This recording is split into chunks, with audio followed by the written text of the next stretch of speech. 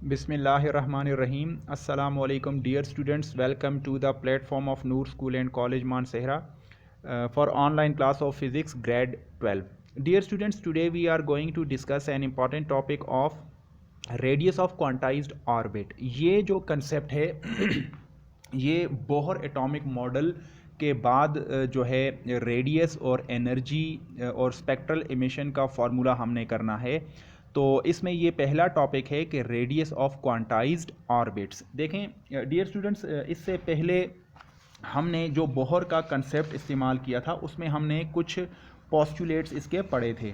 तो बोहर का जो पहला पोस्टुलेट है वो आप यहाँ पे देख सकते हैं कि लास्ट लेक्चर में हमने बोहर का पोस्टुलेट पढ़ा था। एक जो है वो सेंट्रीपिटल फोर्स वाला पोस्टुलेट था, दूसरा पोस्टुलेट जो है वो एंगुलर मोमेंटम का था, और चौथा पोस्टुलेट जो है वो एनर्जी डिफरेंस का था। तो इन्हीं कंसेप्ट्स को हम आज यूज़ करके जो है वो इलेक्ट्रॉन्स का जो है वो रेडियस और एटॉमिक रेडियस, ऑर्बिट्स का रेडियस के पहले ऑर्बिट का रेडियस क्या होता है, दूसरे का, तीसरे का, इन तमाम चीज़ों को हम आज कैलकुलेट करने वाले हैं।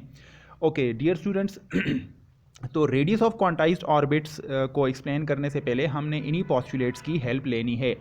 यूजिंग फर्स्ट पोस्टुलेट, जब हम बोहर एटॉमिक मॉडल का पहला पोस्टुलेट कंसिडर करते हैं जो एंगुलर जो सेंट्रीपिटल फोर्स के बारे में था, तो centripetal force m v square over r is equal to k e square over r square. इसमें ये m v square over r जो है ये सेंट्रीपिटल फोर्स का फॉर्मूला है, और k e square over r square this is the formula of Coulomb's force between electron and nucleus. अब देखें आर और इधर आर स्क्वेयर, तो आर को इस स्क्वेयर के साथ कैंसिल किया जा सकता है, तो यहाँ पे सिंगल आर रह जाएगा। तो m v square is equal to k e square over are.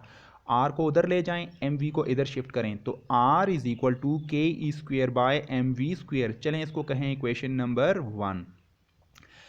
तो ये रेडियस का फॉर्मूला है, लेकिन हम दूसरे पोस्टुलेट में रेडियस की वैल्यू फाइंड आउट करेंगे वेलोसिटी की वैल्यू पुट करके यूजिंग सेकंड पोस्टुलेट। जो दूसरा पोस्टुलेट था वो एंगुलर मोमेंटम के बारे में था कि angular momentum is equal to integral multiple of h by 2 pi, ये कांस्टेंट है। ठीक, तो इससे आप v की वैल्यू निकालें, क्योंकि इक्वेशन नंबर 1 में v का स्क्वायर है, तो वेलोसिटी जो है इसकी वैल्यू हम सेकंड पोस्टुलेट से निकालते हैं। v को यहाँ पे छोड़ें, m और r मल्टीप्लाई हो रहे हैं, दोनों इधर जाके 2 पाई के साथ नीचे डिवाइड हो जाएंगे, nh over 2 pi m, equation number 2।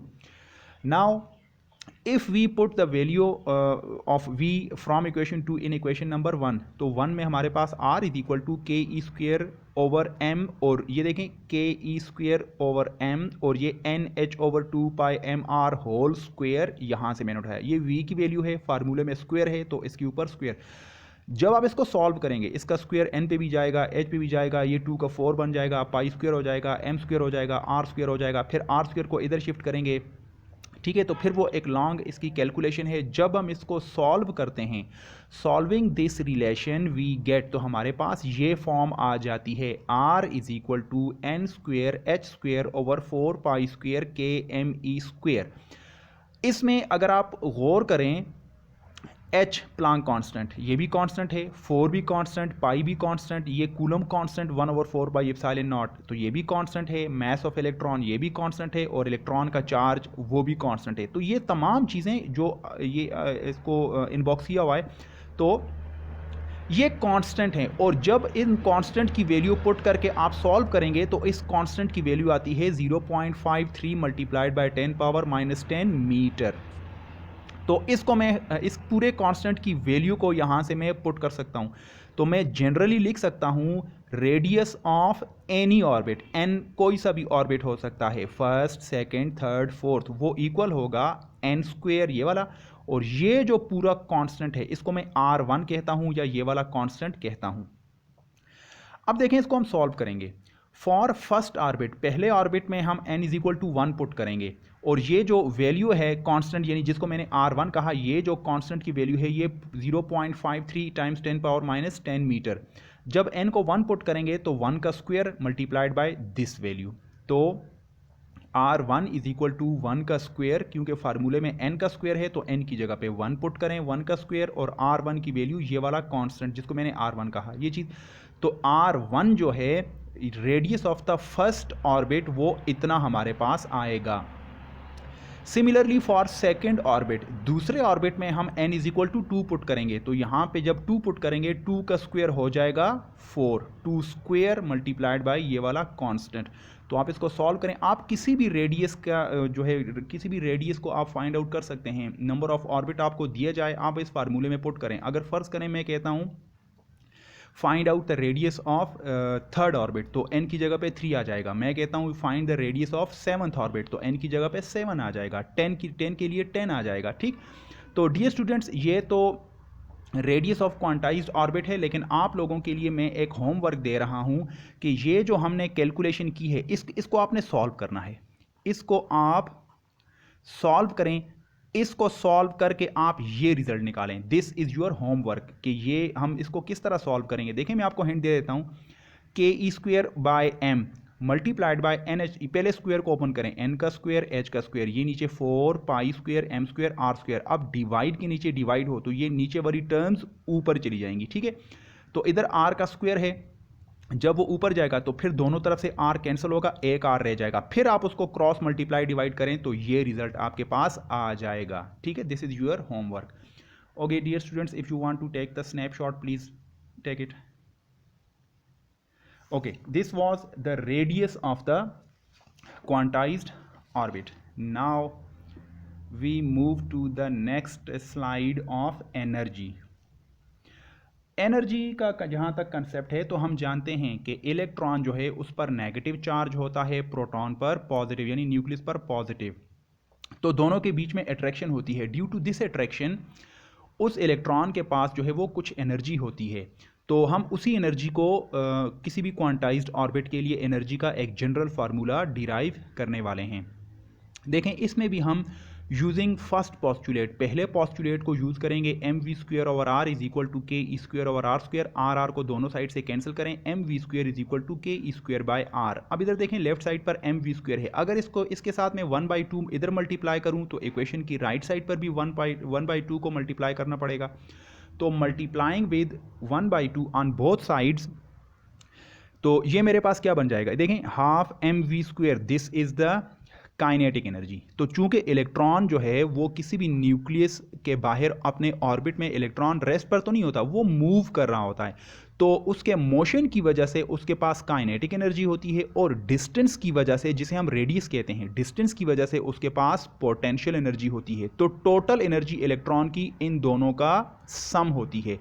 The total energy of an electron, किसी भी इलेक्ट्रॉन की जो टोटल एनर्जी होती है, it is the sum of kinetic energy and potential. तो काइनेटिक का फार्मूला हमने देख लिया कि काइनेटिक एनर्जी का ये फार्मूला आता है half k e square by r, equation number 1। Similarly electron के पास इलेक्ट्रिक पोटेंशियल एनर्जी भी होती है। तो electric potential energy is given by, ये हम फर्स्ट चैप्टर में ये पढ़ चुके हैं कि potential energy is equal to minus k e square over are होती है। इसको आप कहें इक्वेशन नंबर 2। अब देखें इसमें जो नेगेटिव साइन है वो इसलिए इस्तेमाल किया गया है, negative sign shows the attraction के इलेक्ट्रॉन और प्रोटॉन के बीच में जो है वो अट्रैक्शन होती है अपोजिट साइन होने की वजह से। इलेक्ट्रॉन पर नेगेटिव साइन होता है, तो इस वजह से फार्मूले में एक जो है वो प्रोटॉन का चार्ज आएगा, एक इलेक्ट्रॉन, क्योंकि स्क्वायर है ना, तो दो चीज़ें, एक न्यूक्लियस से पॉजिटिव चार्ज और इलेक्ट्रॉन नेगेटिव चार्ज। तो एक इलेक्ट्रॉन की नेगेटिव चार्ज की वजह से चार्ज का मैग्नीट्यूड सेम रहता है, लेकिन वो साइन नेगेटिव होता है, जो नेगेटिव साइन अट्रैक्शन इसी वजह से होती है। अब देखें हमारे पास काइनेटिक एनर्जी और पोटेंशियल एनर्जी के दो फार्मूलाज आ गए हैं। तो टोटल एनर्जी किसी इलेक्ट्रॉन के पास क्या होगी, दोनों का sum. The total energy is the sum of kinetic and potential energy. Kinetic total energy को चले मैं कहता हूँ ई, और उसकी काइनेटिक एनर्जी ये वाली इक्वेशन 1 से वैल्यू पुट करें, half k e square by r, plus potential energy का ये फार्मूला पुट करें। अब देखें इसके साथ माइनस यहाँ पे लगा हुआ है, minus k e square by are, तो ब्रैकेट के बाहर प्लस है, अंदर माइनस है, प्लस इंटू माइनस माइनस।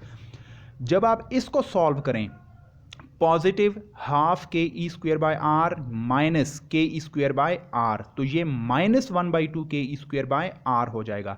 तो जनरली हम इसके साथ n लिख देते हैं, एनर्जी ऑफ एनी ऑर्बिट। ये n जो है ये ऑर्बिट नंबर 1 भी हो सकता है, 2 भी हो सकता है, 3, 4, 5, वो रेडियस की तरह हम यहाँ पे 1 पुट करेंगे, तो यहाँ पे रेडियस के साथ वो n1, n2, r1, r2, r3, r4 इस तरह हम पुट करेंगे। तो जनरली हम इसको लिख सकते हैं।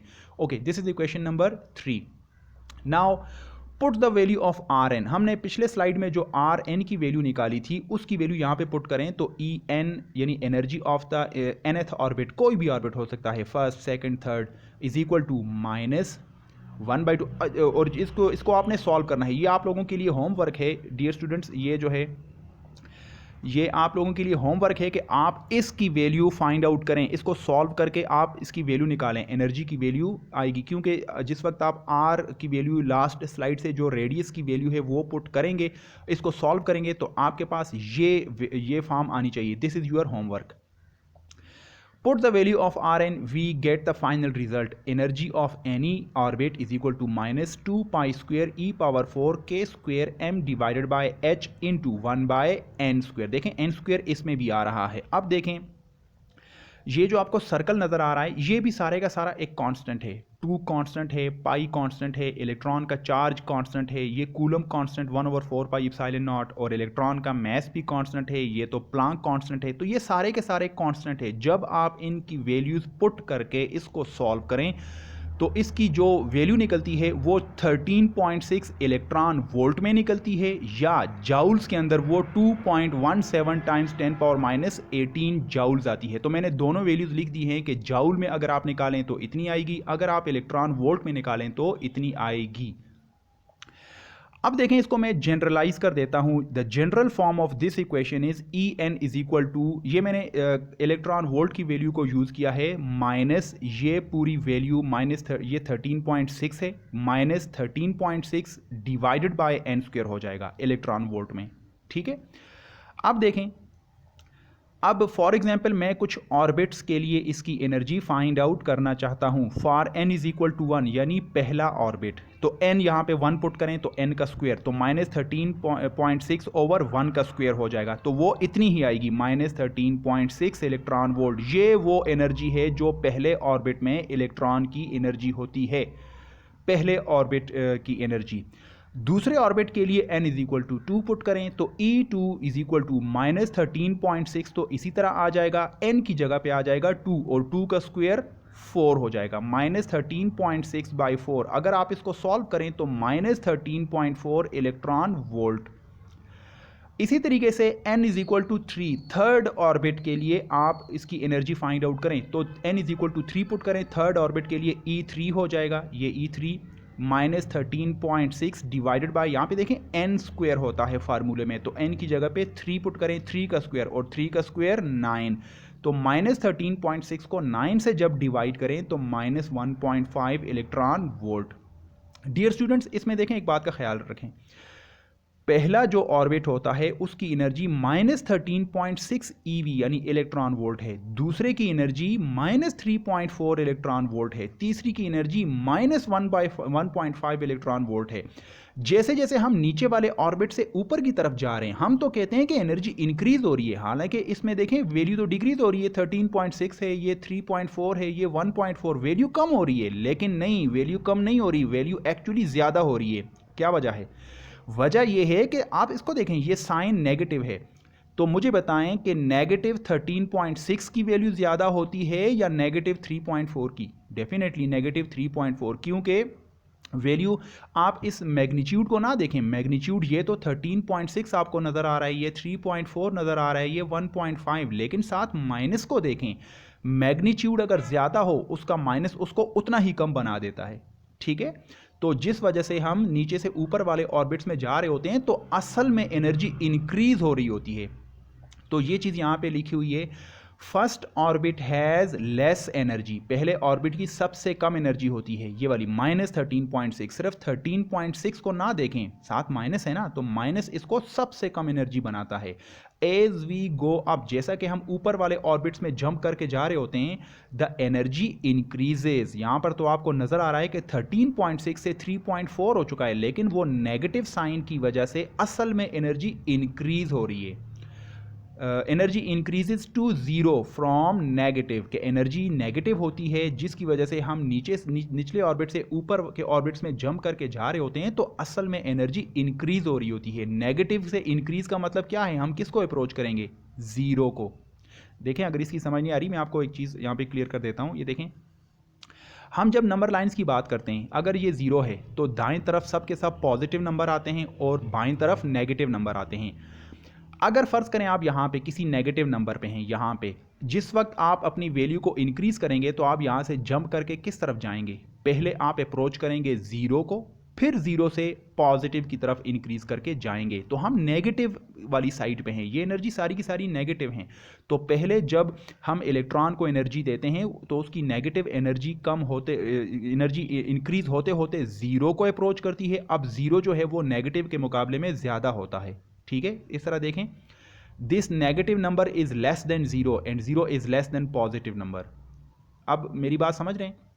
तो ये चीज़ है कि जब हम इलेक्ट्रॉन को एनर्जी देते हैं तो इलेक्ट्रॉन जब निचले ऑर्बिट से ऊपर वाले ऑर्बिट में जंप करके जा रहा होता है तो उसकी एनर्जी असल में इंक्रीज हो रही होती है और सबसे आउटर मोस्ट ऑर्बिट में पहुंचकर उसकी एनर्जी क्या हो जाती है, ज़ीरो, क्योंकि ज़ीरो ज़्यादा एनर्जी है नेगेटिव के मुकाबले में, ठीक है। नेगेटिव के मुकाबले में ज़ीरो बड़ी एनर्जी है, ज़्यादा एनर्जी है। At zero energy the electron is ionized. अब इस ज़ीरो एनर्जी वाली बात को अगर आप सोचें तो ये ज़ीरो एनर्जी वो एनर्जी होती है नेगेटिव के मुकाबले में जहां पर जाकर इलेक्ट्रॉन आयोनाइज हो जाता है। तो सबसे सिंपल अल्फाज में आप यूं कह सकते हैं कि जब भी किसी इलेक्ट्रॉन को एनर्जी दी जाती है तो उसकी एनर्जी इंक्रीज़ हो रही होती है, वो -13.6 से इंक्रीज़ होकर -3.4 पे चला जाता है। और एनर्जी दें तो -3.4 से इंक्रीज़ होकर -1.5 पे चला जाता है। और एनर्जी देंगे तो -1.5 से और इंक्रीज़ होकर किसी और वैल्यू पे जाएगा, 0.7, 0.8, 0.6, 0.5 के ऊपर जाएगा। फिर और एनर्जी देंगे तो वो इंक्रीज होते होते ज़ीरो को अप्रोच करेगा, फिर थोड़ी सी एनर्जी दें तो वो ज़ीरो से पॉजिटिव एनर्जी में चला जाएगा। और ये वो पॉइंट होता है जहाँ पे इलेक्ट्रॉन एटम से बिल्कुल निकल के आयोनाइज हो जाता है। Okay dear students, these were the concepts of energy and radius. Now we move to the hydrogen emission. अभी हम हाइड्रोजन एमिशन की बात कर लेते हैं कि जिस वक्त किसी चीज़ के अंदर से कोई गैस हो, सॉलिड हो, लिक्विड हो, उसके अंदर से energy in the form of light निकलती है तो उसके लिए क्या फॉर्मूला है। हाइड्रोजन एमिशन स्पेक्ट्रम, ये हाइड्रोजन के लिए है सिर्फ। आप देखें, when electron jumps from upper orbit n to lower orbit p। फर्ज करें एटम का ऊपर वाला ऑर्बिट n है, नीचे वाला ऑर्बिट p है। तो जब n से p में इलेक्ट्रॉन जंप करेगा यानी ऊपर से नीचे आएगा तो एनर्जी को इमिट करेगा, रिलीज करेगा। The energy is radiated as photon. तो वो एनर्जी फोटॉन बन के रेडिएट हो जाती है, इमिट हो जाती है, रिलीज हो जाती है, निकल जाती है। यूजिंग फोर्थ पॉस्टुलेट, अगर फोर्थ पॉस्टुलेट बोहर का देखें तो H F is equal to E N minus E P, यानी ई एन ऊपर वाले ऑर्बिट की एनर्जी है, ई पी नीचे वाले ऑर्बिट की एनर्जी है। ये बात याद रहे कि एन जो है वो ऊपर वाला ऑर्बिट है और पी नीचे वाला ऑर्बिट है। E N is the energy in upper orbit and E P is the energy in lower orbit.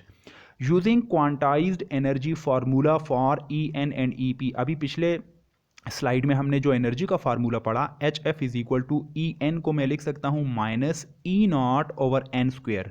फार्मूले का ये वाला माइनस यहाँ पे लगाएं और एनर्जी का फार्मूले के अंदर जो नेगेटिव साइन है माइनस पी के लिए, फिर वो minus E not by P square हो जाएगा, ठीक है।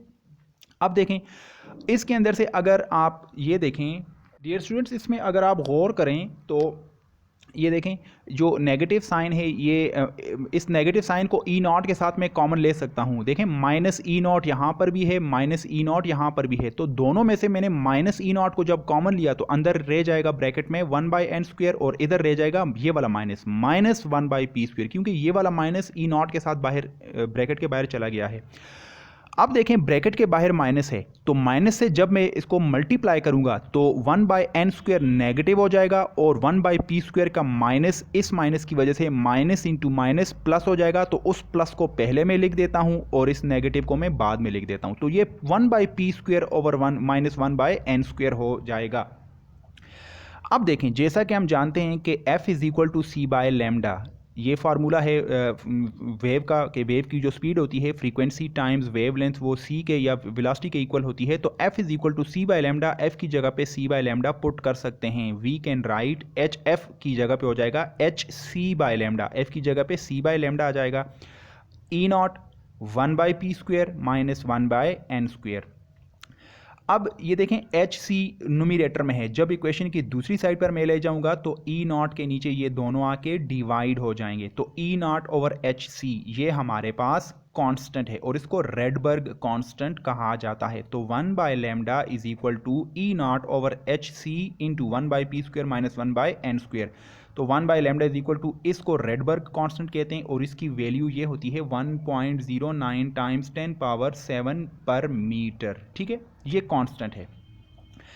This equation means that if we know the value of n and p, we can calculate the wavelength of photon which emits in the process. इस equation का ये मतलब है कि जिस फोटॉन की वेवलेंथ हमने निकालनी है उसके लिए हमें क्या चीज़ चाहिए। ये आर तो कांस्टेंट है, ये वैल्यू तो हमें इसकी कांस्टेंट वैल्यू का हमें पता है।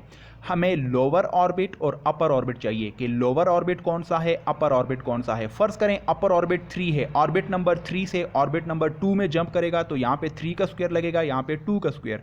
ऑर्बिट ऊपर वाला है ऑर्बिट नंबर 7, तो यहाँ पे 7 का स्क्वायर। नीचे वाला ऑर्बिट फर्स्ट है तो यहाँ पे फर्स्ट ऑर्बिट। ठीक है, तो ये चीज़ है कि n जो है वो लोअर ऑर्बिट है और p अपर ऑर्बिट है। Dear students, these were the 3 main sub topics of Bohr theory. तो I hope you might have understood these calculations. So please आप इसको अपने असाइनमेंट का हिस्सा बनाएं। Thank you very much.